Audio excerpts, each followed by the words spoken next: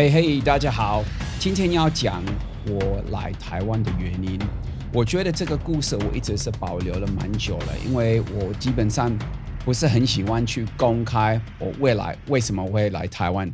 因为如果你们听过这个故事，你大概会觉得很傻眼。我是可能全世界唯一一个外国人自己决定在14岁的时候决定会来台湾。一定会有的人会问说，你为什么没有去中国练？就会回答，你为什么自己不去就好了？奇怪呢，我干嘛？我要来台湾有问题吗？反正我就是决定，我相信只要是外国人来台湾，大部分的台湾人都有一个刻板的印象，就是说他是来教书，或者呢，那些外国人会被骂是 loser， 因为他们在他们自己的国家无法成功，所以他们跑到台湾。首先，我不懂为什么人家会这样说，这个有点就是侮辱台湾，好像是说你在台湾可以过得好你在你别的国家不能过得好。因为你所谓的过得好，为什么说是侮辱？是因为好像说在台湾比较容易成功。也许是也许是因为我们台湾的机会比较多，所以有可能有的人会觉得说外国人来台湾他可能不能在自己的国家成功，或是你们都看到一些那个外国人长得很丑嘛，或者怎么样，然后跟一个美女走在一起，我们就会觉得连我自己现在都看这个，我就觉得就是这是怎么回事啊？但是想一想你去夜市你拜托你们去夜市看一下，你们常常会看到一些美女跟一些很奇怪的男生在一起。我不批评人家的外表，我们就直接说是丑胖矮或是怎么样我自己就是矮的但是你们懂我的意思吗？所以我们不要去侮辱说他们在台湾就是过得好日因为怎么样怎么样。所以这个刻板的印象。可是我根本不是来台湾为了教英文，因为我根本不知道你可以在台湾教英文。我是在14岁的时候 14不是40岁不是40，是14岁的时候。我要把这个讲清楚嘛我太太都骂我，为什么我都那个10跟4都分不清楚我就决定来台湾。你会说傻眼，哪有一个年轻的男生会这么年轻决定要来台湾？我就是那一个人。而且我是真的不知道你可以干嘛在台湾，除了一件事情以外，可以练武术。我选择要来台湾就是因为练武术。不过我相信现在你会说，你不是教授吗？你怎么来练武术？我从很小就很爱练东方的东西。我觉得我应该是上辈子可能是东方人不应该是中国人还是台湾人还是日本人还是怎么样。所以我从小，而且很妙你要想我来的地方叫做南非 South Africa。 我太太又在传简讯，不要理她。 South Africa 这个地方，你说我在那么小的时候怎么会接触到功夫？其实这个故事蛮有趣，但是我先公开了。其实我5岁的时候，我还留着很深刻的印象。我们那时候刚好有电视，那时候的时间其实还有黑白的电视我是有一点点的年纪，但是不是70岁你们等一下大概可以判断得出来我几岁。但是我就是从5岁我就看到一个广告片，它是在广告那个 Toyota 的那个车子，然后它有那个日本的武士那个 katana 那种刀。然后我看了这个，我就转过去给我妈说，跟我妈妈说，妈妈，我想要当那个东西，我要当那个 samurai。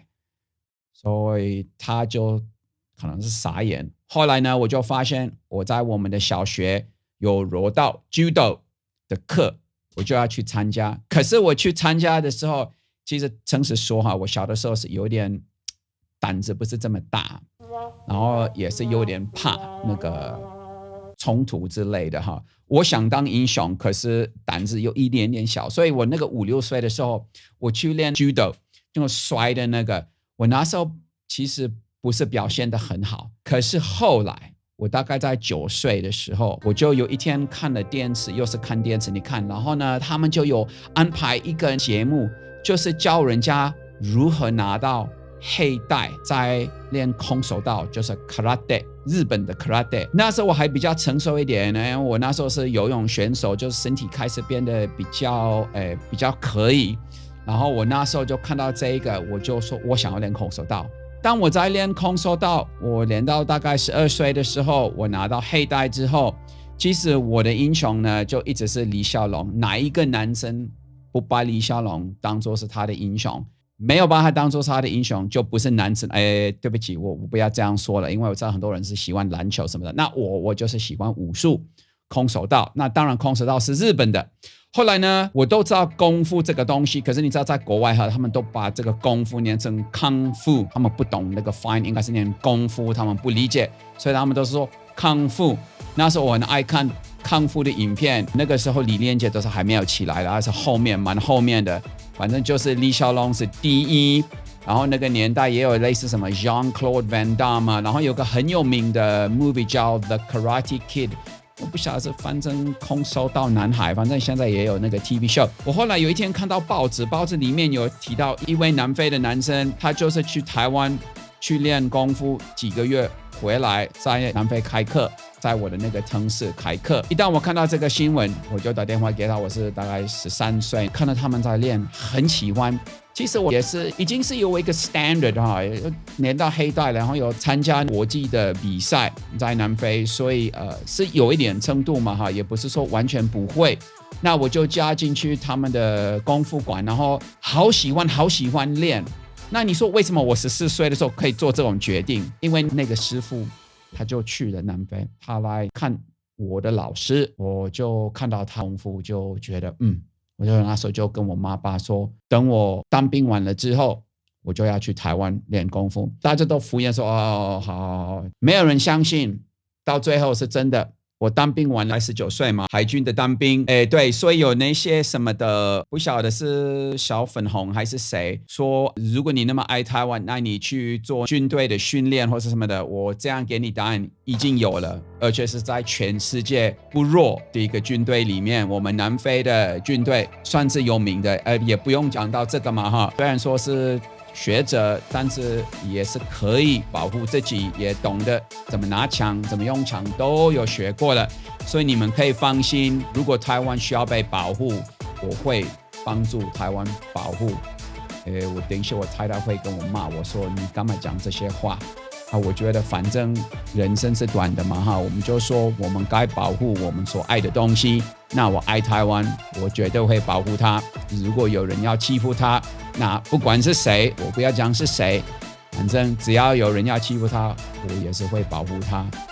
我觉得这是我的责任，所以希望以后有谁要说你只是在利用台湾，不对，我在台湾快30年，我住在这里可能比那些酸民还要久了。我所谓的贡献给台湾，这个应该是不用说了，你们可以放心，我也是为了台湾有付出，我很爱这个地方，我把它当作是我自己的国家，就跟你们一样，你们在你们自己的国家，你们也会想要保护它，我有同样的感觉，好像是有点离题吧。我有时候我诚实跟你们说我是觉得，如果说我们一直要被别人说怎么样，然后我们不去就是公开我们自己的想法，变成说没有人知道我们真的自己在想什么。所以我现在就是非常的明确的说，我爱这个地方，我没有需要回国，因为我已经在我自己的国家。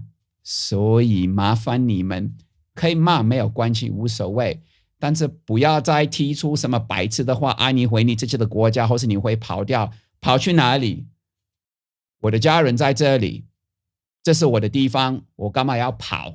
这个有时候我听了，连我自己虽然说脾气是还 OK， 但是有时候看这个就会觉得那个里面的后面的那个功夫的心态又要出来。我19岁的时候，我就去做一些 part-time work， 在一些健身房，在南非。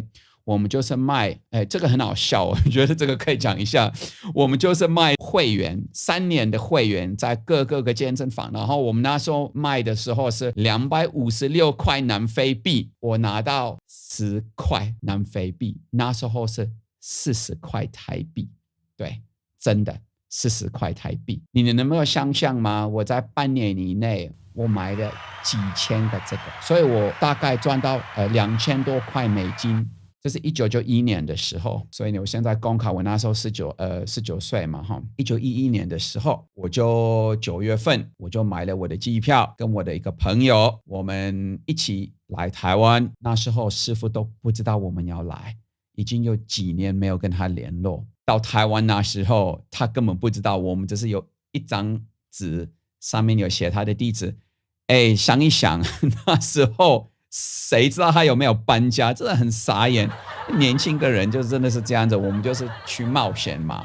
但我就认为说啊，一定要去。我们飞到桃园机场那时候，南非是冬天，这里是夏天。我穿的保暖的衣服，我还记得我们从飞机下来9月的时候，9月19号，你看这个留着很深刻的印象。下来就说，哇，天哪，怎么那么热？因为大家都会想说，哎，南非很热的国家。不是哦，来到台湾就马上开始狂流汗，然后我就跟我朋友说，天哪，我们要怎么练功夫这样子？这是我们晚上到桃园，我们坐了一个巴士，这个也很好笑，我们都什么一句中文都不会讲啊，都不知道是去哪里，我们只是有一个地址。然后我们跑下去到台南下巴士，然后一直问人家是这里吗？摇头。那时候很少的人会讲英文，真的是很少，所以我们来台湾那个时候就外国人真的不多，尤其是在南部。后面的故事我留着下次再讲，因为这个也蛮有趣。好，谢谢各位，下次见，拜拜。